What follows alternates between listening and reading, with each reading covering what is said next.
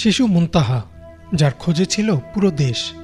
অবশেষে ৭ দিন পর খোঁজ পাওয়া গেল ঠিকই, তবে শিশুটি আর বেঁচে নেই। মা, মেয়ে ও নাতনি মিলে হত্যা করে ৬ বছরের শিশু মুনতাহা আক্তার জেরিনকে।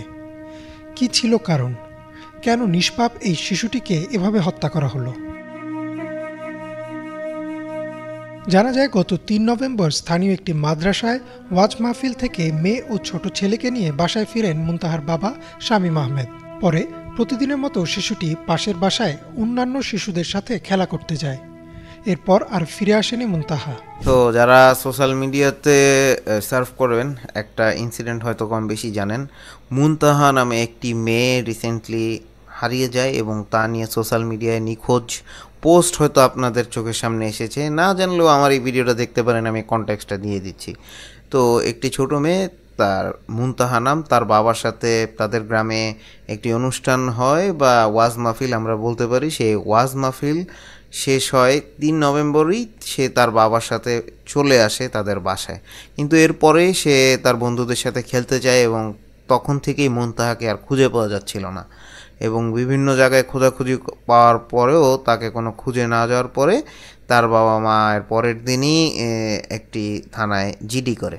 এবং জিডি করার পরে অনেক ইনভেস্টিগেশনের পরে জানা যায় যে তাদের প্রতিবেশী মার্জিয়ার মা এবং তার ওই মায়ের দাদি, অর্থাৎ মার্জিয়ার দাদি, এরা ৩ জন মিলে শিশু মুনতাহাকে হত্যা করে। কিভাবে জানা যায়? এই মার্জিয়ার মার নাম হলো আলিফজান। ইনি মূলত যখন পরিবেশ অনেক ঘোলাটে হয়ে যায় তখনই সে তার গ্রামে, যেখানে শিশুটিকে মাটিতে পুঁতে রেখেছিল, সেখান থেকে তুলে সরিয়ে নিয়ে যেতে চায় এবং তখন গ্রামবাসী তাকে ধরে।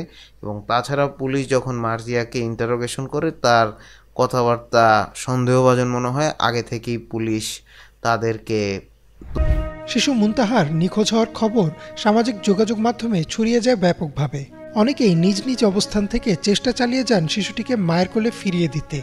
দেশের এবং দেশের বাইরে থেকে অনেকেই ঘোষণা দেন শিশুটির খোঁজ দিতে পারলে দেয়া হবে আর্থিক পুরস্কারও। অবশেষে ১০ নভেম্বর ভোর ৪টায় বাড়ির পাশের পুকুর থেকে পাওয়া গেল মুনতাহার লাশ। দোষী সাব্যস্ত করে বা আগে থেকেই তাদেরকে সন্দেহের চোখে দেখে। এবং এন্ড অফ দ্য ডে যখন মানিক কুতুবজান, তার আবার দাদি, তাকেও আটক করা হয়। এর মাধ্যমে আলিফজান, কুতুবজান, নেমগুলো একটু কনফিউজিং, তারপরেও আমি সুবিধা করে দিচ্ছি। আলিফজান হলো বেসিক্যালি মার্জিয়ার মা, আর কুতুবজান হলো আলিফজানের মা। তো যাই হোক, এর মাধ্যমেই আসলে এদেরকে ধরা হয় এবং ধরার মাধ্যমে এত ছোট একটা শিশুর জীবনেরা কেড়ে নিল কীভাবে? সবার কোশ্চেন একটাই, যে আসলে এদের রেসপন্সিবিলিটিটা কী বা কী কারণে এরকম করলো। তো অনেক ক্ষেত্রে জানা গেছে যে অনেক আগে এই মার্জিয়াকে কোনো একটা কারণে দোষী বা চোর সাব্যস্ত করার কারণে সেই হিংসা বা রাগ থেকে এই শিশুটিকে হত্যা করা হয়। এবং রিসেন্টলি আরও একটা নিউজ জানা যায় যে মার্জিয়ার যে দাদি, আলিফজান না, কুতুবজান যিনি, তিনি মারা যায়।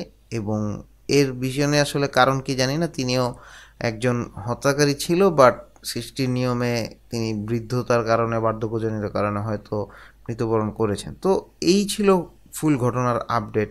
এবং এটা নিয়ে সোশ্যাল মিডিয়া প্রায় অনেক দিন অনেক সরগরম ছিল এবং সবাই এটা নিয়ে আলোচনা করেছে।